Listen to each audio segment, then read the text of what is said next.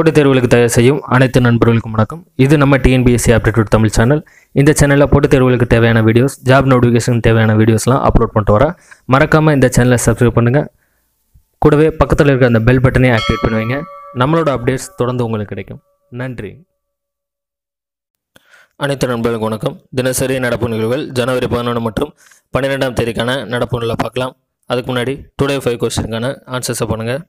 First question, Chennai மகாஜன சங்கம் தோற்றுவிக்கப்பட்ட ஆண்டு. சென்னை மகாஜன சங்கம் தோற்றுவிக்கப்பட்ட ஆண்டு. செகண்ட் கொஸ்டின், சென்னை சுதேசி சங்கம் தொடங்கப்பட்ட ஆண்டு. சென்னை சுதேசி சங்கம் தொடங்கப்பட்ட ஆண்டு. தேர்ட் கொஸ்டின், தென்னிந்திய கழகம் நடைபெற்ற ஆண்டு. தென்னிந்திய கழகம் நடைபெற்ற ஆண்டு. ஃபோர்த் கொஸ்டின், தற்போதைய மத்திய தலைமை தகவல் ஆணையர் யார்? தற்போதைய மத்திய தலைமை தகவல் ஆணையர் யார்? ஃபிஃப்த் கொஸ்டின், தமிழகத்தை வளம் குளிக்க செய்யும் பருவமழை எது? தமிழகத்தை வளம் குளிக்க செய்யும் பருவமழை எது? ஸோ அந்த 5 கொஸ்டின் ஆன்சர் செஞ்சால் கீழே மறக்காமல் அதுக்கான ஆன்சர்ஸை பண்ணுங்கள். கரண்ட் அஃபேர்ஸ் பார்க்கலாம். சாலை விபத்துகளில் உயிரிழப்புகள் தமிழகம் முதலிடம். மத்திய அரசு இந்த தகவலை சொல்லியிருக்காங்க. சராசரியாக ஒவ்வொரு நாளும் 56 பாதசாரிகள் சாலை விபத்தில் உயிரிழக்கிறதா சொல்லியிருக்காங்க. சாலையில் நடந்து போகிற பயனாளிகள் ஒவ்வொரு நாளும் பாதசாரிகள் 56 பேர் சராசரியாக சாலை விபத்தில் உயிரிழக்கிறாங்க. சாலை விபத்துகளில் உயிரிழப்புகள் தமிழகம் முதலிடம் மத்திய அரசில் சொல்லியிருக்கிற ஒரு புள்ளி விவரப்படி சராசரியாக ஒவ்வொரு நாளும் 56 பாதசாரிகள் சாலை விபத்தில் உயிரிழக்கிறார்கள். சிபிஐ இயக்குனர் பதவியிலிருந்து அலோக் குர்மா நீக்கம். பிரதமர் தலைமையிலான உயர்நிலைக்குழு நடவடிக்கை. தற்போதைய இடைக்கால தலைவராக மீண்டும் நாகேஸ்வர ராவ் நியமனம். ஸோ மறுபடியும் நாகேஸ்வர ராவை இடைக்கால தலைவராக நியமனம் பண்ணியிருக்காங்க. சிபிஐக்கு நிரந்தர இயக்குனர் வர இவர் இடைக்கால தலைவராக செயல்படுவார்.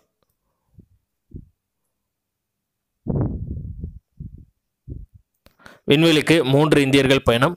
இஸ்ரோ தலைவர் சிவன் தகவல். விண்வெளிக்கு 3 இந்தியர்கள் அனுப்புறதுக்கான திட்டம் 2021. அந்த திட்டத்தோட பேர் ககன்யான் திட்டம். ஸோ விண்வெளிக்கு மனிதனை அனுப்பும் இஸ்ரோவோட திட்டத்துக்கு பேர் ககன்யான் திட்டம் 2021.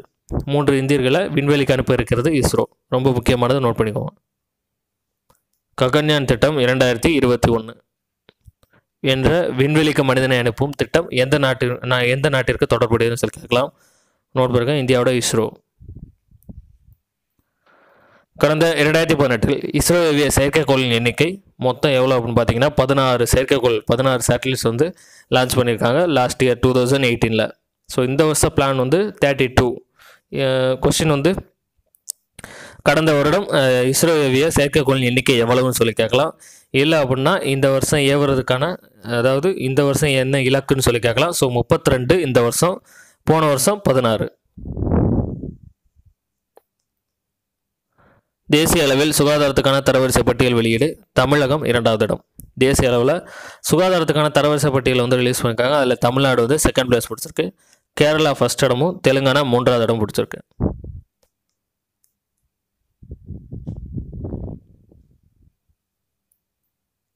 இந்திய வனப்பணி என்பதை இந்திய வன மற்றும் பழங்குடியினர் பணி என பெயர் மாற்றம் செய்ய முடிவு செய்துள்ளது பணியாளர் நலன் மற்றும் பயிற்சித்துறை. இந்திய வனப்பணி என்பதை இந்திய வன மற்றும் பழங்குடியினர் பணி என பெயர் மாற்றம் செய்ய முடிவு செய்துள்ளது பணியாளர் நலன் மற்றும் பயிற்சித்துறை. சீனாவில் இளம்பெண்ணுக்கு 72 மணி நேரம் இதய துடிப்பை நிறுத்தி அறுவை சிகிச்சை செய்து சாதனை. சீனாவில் இளம்பெண்ணுக்கு 72 மணி நேரம் இதய துடிப்பை நிறுத்தி அதுக்கப்புறம் அறுவை சிகிச்சை பண்ணியிருக்காங்க. எந்த நாடுன்னு தான் கேட்க வாய்ப்பு இருக்குது. ஃபுல் டீட்டெயில்ஸ் இல்லை. ஸோ அந்த எந்த நாடு இந்த பண்ணியிருக்காங்கன்னு மட்டும் நோட் பண்ணிக்கோங்க போதும். ரொம்ப முக்கியமானதெல்லாம் இல்லை. இணையவழி சம்பள பட்டியல் தாக்கல் செய்யும் திட்டம். யார் இந்த திட்டத்தை கொண்டு வந்திருக்கா அப்படின்னா தமிழ்நாடு. கருவூலத்தில் சம்பள பட்டியலில் நோட்டில் எழுதி தான் எல்லா டேட்டா மெயின்டெனன்ஸ் பண்ணுறாங்க. அது சிஸ்டமேட்டிக்காக கொண்டு வரனால இந்த திட்டம் தமிழ்நாட்டில் ஃபஸ்ட் டைம் கொண்டு வந்திருக்காங்க. ஸோ நோட் பண்ணிக்க, ரொம்ப முக்கியமானது. இணையவழி சம்பள பட்டியல் தாக்கல் செய்யும் திட்டம் யார் கொண்டு வந்திருக்கா அப்படின்னா தமிழக அரசு.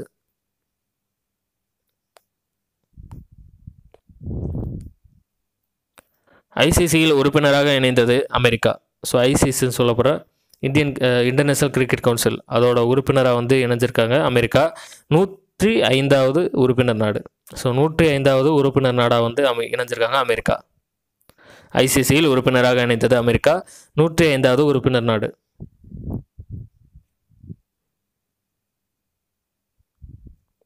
உலகளாவிய விமான போக்குவரத்து உச்சி மாநாடு எங்கே நடக்குது அப்படின்னா 2019 மும்பையில் நடக்குது. உலகளாவிய விமான போக்குவரத்து உச்சி மாநாடு 2019 எங்கே நடக்குது அப்படின்னா மும்பையில் நடக்குது. ஸோ இதுக்கான டுடே 5 கொஸ்டின்ஸ் பார்க்கலாம். எஸ்டர்டே 5 கொஸ்டின் பார்க்கலாம். எஸ்டர்டே 5க்கான ஆன்சர்ஸோட நான் கீழே கொடுத்துருக்கேன், மறக்காமல் நோட் பண்ணிக்கோங்க. ஃபர்ஸ்ட் கொஸ்டின், சேஞ்சிங் இந்தியா என்ற புத்தகத்தின் ஆசிரியர் யார்? சேஞ்சிங் இந்தியா என்ற புத்தகத்தின் ஆசிரியர் யார்? ஆன்சர் மன்மோகன் சிங். செகண்ட் கொஸ்டின், அறிவியல் ஆராய்ச்சி நிறுவனங்கள் தரவரிசையில் இந்தியாவின் இடம். அறிவியல் ஆராய்ச்சி நிறுவனங்கள் தரவரிசையில் இந்தியாவின் இடம் 9வது இடம். தேர்ட் கொஸ்டின், வெங்காய உற்பத்தியில் உலகளவில் இந்தியாவின் தற்போதைய இடம். வெங்காய உற்பத்தியில் உலகளவில் இந்தியாவின் தற்போதைய இடம் 2வது இடம். ஃபோர்த் கொஸ்டின், தேசிய விவசாயிகள் தினம் என்ன கடைப்பிடிக்கிறது அப்படின்னா டிசம்பர் 22ஆம் தேதி கடைப்பிடிக்கிறோம். ரீசெண்டாக நடந்தது, ரொம்ப முக்கியமானது. தேசிய விவசாயிகள் தினம் டிசம்பர் 22. ஃபிஃப்த் கொஸ்டின், தேசிய நுகர்வோர் உரிமைகள் தினம். தேசிய நுகர்வோர் உரிமைகள் தினம். Answer December 24. டிசம்பர் 24. நுகர்வோர் தினம் வேறு, நுகர்வோர் உரிமைகள் தினம் வேறு. ஸோ அதை நோட் பண்ணிக்கோங்க. போன வீடியோ, அதாவது ஜனவரி 10 மற்றும் 11ஆம் தேதிக்கான 9 மற்றும் 10ஆம் தேதிக்கான நடப்புகள் PDF வந்து கீழே டெஸ்கிரிப்ஷனில் லிங்க் கொடுத்துருக்கேன், மறக்காமல் போய் டவுன்லோட் பண்ணிக்கோங்க. ரிவிஷனுக்கு உங்களுக்கு ஹெல்ப்ஃபுல்லாக இருக்கும். 13 மற்றும் 14ஆம் தேதிக்கான நடப்புகள் நான் சேர்த்து உடனே அப்லோட் பண்ணிடுறேன். நன்றி, அடுத்த வீடியோவில் சந்திக்கலாம்.